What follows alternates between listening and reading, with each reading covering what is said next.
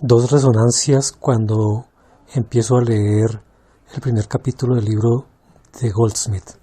La primera es que hoy tenemos un nuevo alfabeto, como decía Langham, y ese alfabeto permite una manipulación mucho más interesante, inquietante y creativa. Lo segundo es recordar a Voltaire cuando decía que aún en un ambiente como el de la realidad virtual, que nos parece totalmente inmersivo, hay realmente mucha escritura, es decir, mucho lenguaje. Esa es la idea también de Goldsmith respecto a nuestra era, a la forma como hoy ese cambio de alfabeto genera lo que antes hacíamos como literatura: escribir código y manipular lenguaje. En el capítulo final, cuando Goldsmith habla del lenguaje provisional, me parece a mí que hay una idea también muy inquietante que puede vincularse a la cultura de la presencia de Gumbrecht. Es decir, cuando entendemos que el lenguaje ya no tiene esa funcionalidad de fijar un contenido, sino que precisamente por las posibilidades que hay de manipularlo, se abre cualquier tipo de reconstrucción, de reelaboración, tendríamos en esa nueva materialidad del lenguaje digital una forma de construcción de presencia o de producción de presencia que estaría en contra o en contraste con otras formas como la hermenéutica o la interpretación tradicional. Hay como dos espacios de trabajo de Goldsmith. Uno es el equivalente al arte conceptual en literatura, es decir, darle valor y presentar las ideas, el plan de obra como obra de arte misma. Y la otra es la que tiene que ver con la recombinación de actividades parecidas a la intertextualidad o el plagio. Habría un tercer elemento que serían las remediaciones, tanto en la función que propone Voltaire como en lo que algunos llaman la remediación o transmediación reversa.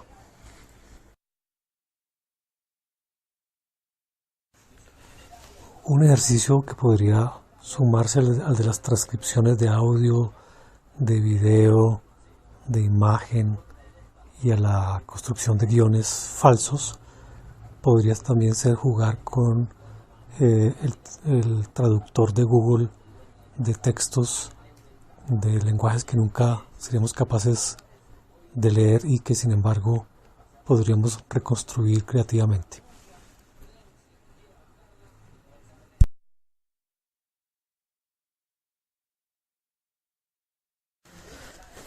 Muchos ejercicios son posibles inspirados en Goldsmith y el uso y gestión de lo digital. Por ejemplo, cuando uno está documentándose, encontrando referencias para desarrollar un cuento, una crónica, acude no solamente a modelos textuales, sino que seguramente una película, un documental, una noticia, un audio, muchos otros formatos pueden estar ayudando a desarrollarle a uno esas referencias. La idea sería entonces generar transcripciones, guiones, también alternativas a esos textos para construir el propio nuestro. Eso me parece a mí que es una tarea muy interesante que aprovecha justamente el poder de lo digital. Pero también hacer algo que se me ocurrió hace varios años, como fue, dada la cantidad de texto, ver, primero confrontar si lo que yo ya hice es original o no. Y seguramente me voy a encontrar con que no, con que lo que yo pienso escribir ya está escrito de alguna forma, y lo que se haría entonces es recoger esas otras formas, reelaborarlas o simplemente ensamblarlas para construir mi propio relato. Eso es de alguna forma trabajo colaborativo. Increíblemente, hoy trabajar con código puede tener también dos vertientes. Una, crear código, es decir, programar, pero también administrar código. Es decir, hay tanta cantidad de código que podemos recuperar, que podemos recombinar, que podemos remezclar, entendido código como la capacidad que tiene la digitalización prácticamente omnipresente en nuestros contenidos, que lo que podríamos hacer es aprender a recombinar ese código aún sin tener mucho conocimiento sobre la programación misma. Claro, está también la capacidad para crear código que sigue siendo tan importante. Existe todavía incluso una alternativa con lo tradicional, y es volver todo esto, todas estas posibilidades que tiene hoy el nuevo lenguaje digital y sus efectos, objeto de la literatura tradicional, de una narrativa tradicional, ¿no? Que creo que podría ser una alternativa para quienes se resistan un poco al cambio de lo que es la escritura, una suerte de nuevo realismo, en este caso un realismo que da cuenta con la materia tradicional. Dos temas en Goldsmith. En la página 67, interesante ver la idea de lo opaco y lo transparente, en el sentido de un lenguaje que quiere hacer metáfora y uno que quiere más bien mostrar directamente las cosas. Eso para crónica y ficción puede resultar. Y en las páginas 69 y 72, el tema del situacionismo de Guy Debord puede ser vinculado a el ejercicio de Lamborghini.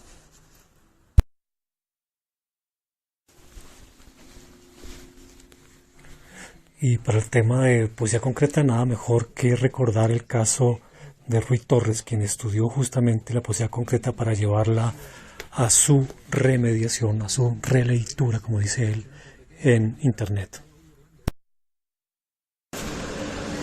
Desarrollar la idea de la narrativa como una forma de reconocimiento de patrones en un modelo que reconoce la realidad como emergencia y no tanto como lectura. Efectivamente, los poetas concretos, al proponer que además de ritmo y rima la poesía debería tener movimiento, y al intentar hacer esto, por lo menos simularlo en la pantalla, en el papel, están anticipando el poder de la pantalla. Esto también anticipa de alguna manera el lector espectador que propone Vicente Ruiz Mora. Lo que propone Goldsmith es revisar las formas que deben adquirir contemporáneamente las obras literarias. Y eso es un poco el contraste que hay con lo que siento yo que estamos haciendo en la Javeriana. Es decir, lo que estamos haciendo en últimas es enseñando lo que sabemos, negándonos a aprender cosas nuevas y dejando un mensaje que es justamente el mensaje del poder. Lo que yo sé es lo que voy a enseñar y lo que usted debe aprender. Y eso me parece a mí totalmente irresponsable. Una primera síntesis. Literatura es manipular lenguaje para crear información añadida, lusato. Hoy tendríamos al menos dos niveles de trabajo que pueden combinarse. El nivel de lenguaje natural, que tiene también su propio código en el alfabeto tradicional, y una capa de lenguaje que es la la del lenguaje digital. El nuevo alfabeto, que según Langham es el de los unos y ceros. Un escritor hoy debería asumir entonces una y otra de una manera contemporánea. En el primer caso, una manipulación que se puede hacer a través de el arte de la recombinación, es decir, son cuerpos literarios ya formados que yo aprovecho para reensamblar y para reescribir. Y en el segundo caso, trabajar con el código, ya sea creándolo, lo cual implicaría una realfabetización, o ya sea manipulándolo también con cuerpos ya existentes, ¿no? Como lo que hace, por ejemplo, Goldsmith cuando introduce código textual a código de imagen, etc. Algunos ejercicios, por ejemplo, en el primer caso, pregúntese si usted es original en la idea, plantee una idea y luego revise en internet quiénes otros han trabajado esa idea y use eso que otros han hecho para hacer su propia obra reensamblada a partir de esos otros fragmentos. También se puede hacer, por ejemplo, el uso de la traducción. Un juego muy bonito es usar una traducción automática y a partir de eso crear el texto que sugiere esa primera traducción. En relación con la idea de mímesis y simulacro, la mímesis siempre es una reproducción de la realidad, casi siempre pensando en ser lo más fiel posible, lo cual es totalmente imposible, pero digamos que esa es la intención. Y entonces lo que uno hace es reconocer patrones estructurales y presentarlos. En el simulacro uno ya ha interiorizado la estructura de presentación de esas realidades y crea sintéticamente, entre comillas, las nuevas realidades. En eso consistiría la ficción. Otra de las observaciones de Goldsmith, además del situacionismo, que me recuerda mucho el trabajo que hace Lamborghini, y de la anticipación concretista de la pantalla, que me recuerda el trabajo de Ruy Torres, está el tema del remix, o lo que llama el propio Goldsmith el texto desnudo, que me recuerda también la propuesta de Parlow sobre el vino sin botellas, y se suma a esa idea de el costo del contenedor la idea de la botella como una fuente de autoridad. Una vez que desaparece esa fuente de autoridad, queda desnudo el texto y es manipulable. Y la siguiente propuesta es la de una literatura post-identitaria. No quiere decir que no haya expresión en todas estas posibilidades que propone Goldsmith, sino que ya no dependen de una búsqueda de mi voz personal o una búsqueda de mi expresión personal, sino aprovechamiento de la personalidad que otros expresan también. Otra tensión que propone Goldman: una escritura conceptual, es decir, una enunciación de la intención, incluso de las instrucciones para crear un objeto que nunca será realizado o que será realizado infinitamente, de una manera plural, dependiendo del lector y de su imaginación o de su voluntad de crearlo.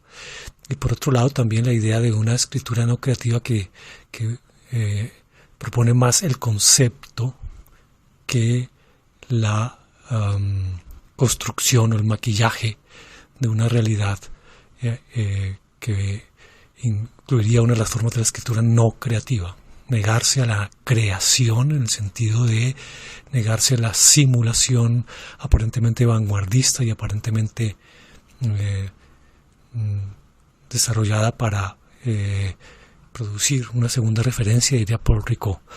No, aquí es casi que un hiperrealismo el que se presenta, como por ejemplo en el poema Fitterman, que iría en una vía contraria a lo que propone Balzac en SZ, es decir,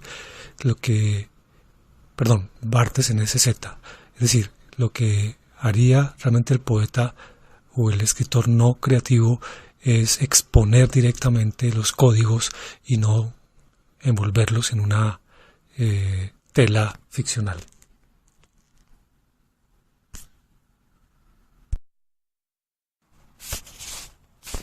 Escritura creativa en tanto escritura autorreflexiva que no pretende, como dice Goldman, ofrecer significado moral o político, sino que quiere ofrecer, como diría también Amar Sánchez, la realidad como es, tal como es, para que la acción moral o ética dependa del lector que entiende en lo simple, lo extraño que hay detrás, y no al revés como en la escritura creativa, que es hacer extraño, extrañar, hacer extrañamiento de la realidad para desnaturalizarla y crear esa segunda referencia, lo cual no siempre se garantiza, solamente lo logran quienes conocen y son preparados para eso, de manera que hay también ahí una especie de reto curricular. Interesante el caso de Vanessa Place, abogada que se la pasa escribiendo memorándums para la Corte Suprema sobre casos que deben ser presentados y que de alguna manera son escritos en un lenguaje neutro para ese marco jurídico, pero que lo que hace es, sin alterarlos, recontextualizarlos, ponerlos en un marco literario y de esa manera no creativa, de alguna manera no creativa, produce unos efectos poéticos en la medida en que reflejan tanto drama, patos, horror, humanidad como cualquier otra elaboración creativa. En realidad ese aparente hiperrealismo tiene un truco que termina siendo parecido al truco poético formalista, y es que yo lo que hago con textos o con realidades directas es sacarlas de su propio contexto y ponerlas en otro para hacerlas ver de otra forma, para entenderlas de otra manera, y en ese sentido estoy desnaturalizando, no desde el ejercicio creativo, sino a partir de un truco conceptual. Eso por un lado.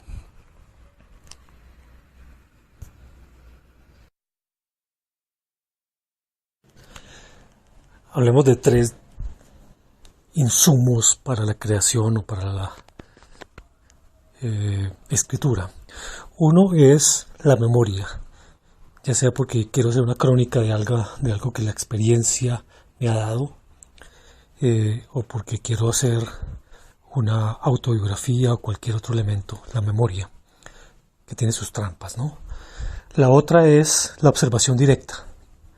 Entonces, para eso me valgo de todas maneras de recursos, porque la observación directa implica un presente que se escapa. Entonces puedo hacer el registro a través de notas, a través de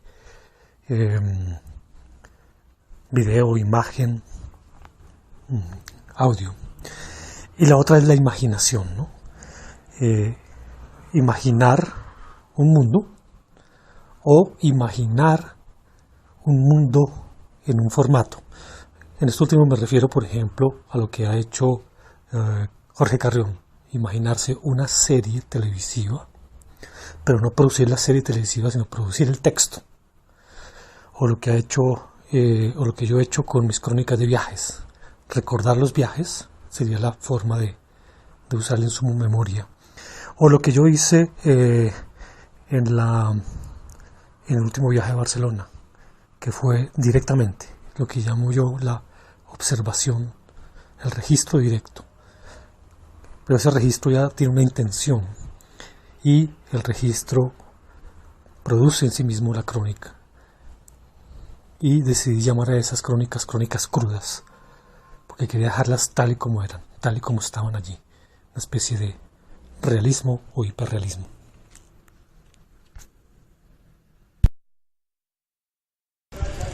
Algunos ejercicios posibles pueden ser, como propone Goldsman, encontrar algo que se parece mucho a lo que yo creo que es mi voz interior, presentarlo como propio, apropiarlo en ese sentido y defenderlo ante el grupo.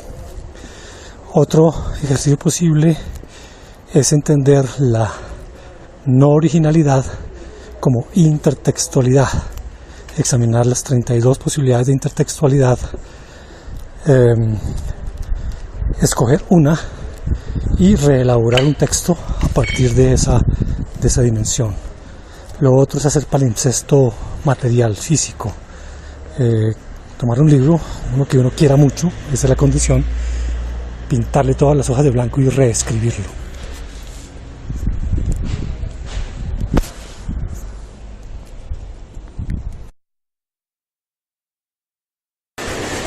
Claro, la percepción, la memoria, el registro, la imaginación, tiene que ver con la emergencia de estructuras, en este caso narrativas, porque de alguna manera las esperamos. Es como la Gestalt. Tenemos nubes que seguramente no tienen forma, pero queremos formas. Y en ese sentido sería interesante ver las propuestas de Ryan, esa fenomenología narrativa en la cual los guiones previos o predeterminados nos determinan como narradores. A partir de la lectura del artículo sobre narrativas reticulares, lo que aparece es básicamente la idea de que están emergiendo unos patrones de narratividad, de recepción de narrativas, que habría que explorar. En este artículo hay por lo menos 5, que podría también ser aprovechados para una narrativa de ficción.